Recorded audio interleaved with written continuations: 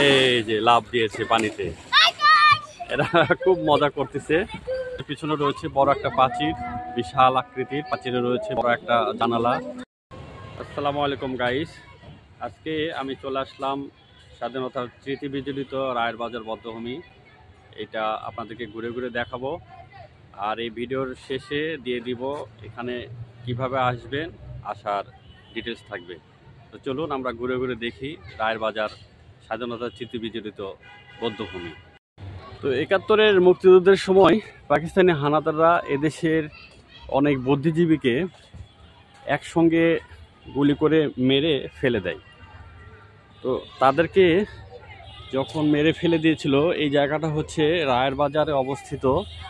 এখানে ইটখোলা বলে, পুরাতন ইটখোলা। কুমাররা যেখানে মাটি দিয়ে আর কি হাঁড়ি বাসন তৈরি করে, সেই জায়গাটায় একটা পরিত্যক্ত জায়গা ছিল। এখানে অনেককে মেরে একসঙ্গে ফেলে রাখে। পরবর্তীতে যুদ্ধ শেষ হলে অনেক লাশ এই জায়গায় খুঁজে পাওয়া যায়। তো তাদেরই স্মৃতি বিজড়িত হিসেবে এই স্মৃতিসৌধটি তৈরি করা হয়েছে রায়ের বাজারে। এটি মূলত অবস্থিত হচ্ছে মোহাম্মদপুরে রায়ের বাজার। এখানে আসতে হলে আপনাদেরকে আসতে হবে আপনার মোহাম্মদপুরে।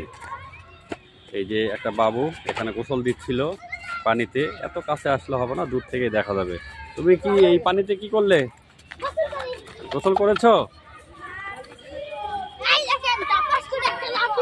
দেখেন টপ করে লাফ দিবে, এই যে লাফ দিয়েছে পানিতে, এরা খুব মজা করতেছে। এই জায়গায় এই বদ্ধ জলাশয় রয়েছে এখানে। কি নাম তোমার বাবু? জাহিদুল হাসান। জাহিদুল হাসান অনেক আনন্দ করতেছে, মজা করতেছে। এখানে দাও, আবার একটা লাফ দাও, ও আবার একটা জাম্প দিবে। এই যে পানিতে লাফ দিল। এই বদ্ধ জলাশয়, এই জলাশয়ের পিছনে রয়েছে বড় একটা প্রাচীর, বিশাল আকৃতির প্রাচীরে রয়েছে বড় একটা জানালা। আর এই পানির ভিতরে রয়েছে একটা কালো বিশাল আকার স্তম্ভ, সামনে পতাকা তোলা। এইটাই মূলত হচ্ছে এখানকার সৌন্দর্য। এই হচ্ছে বধ্যভূমির পাশে কিছু গাছ লাগানো আছে চারিধারে। আর এটা হচ্ছে বড় একটা বট গাছ, যেটা অনেক স্মৃতি জড়িত এর সাথে। যেটা বলছিলাম, এখানে আসতে হলে আপনাকে আসতে হবে প্রথমে ঢাকা শহরে যে কোনো জায়গা থেকে মোহাম্মদপুর বাস স্ট্যান্ড।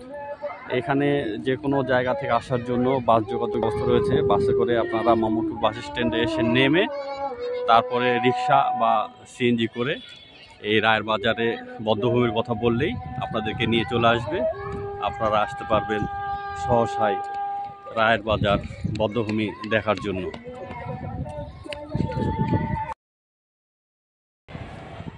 তো এই হলো এখানকার মোটামুটি একটা ওভারঅল লুক। বিশাল প্রাচীর, বৃহদাকৃতির একটা জানালা, একটা বৃহৎ স্তম্ভ। আর এই যে ভাঙা অংশগুলো প্রাচীরের, এগুলো হচ্ছে যে শোকে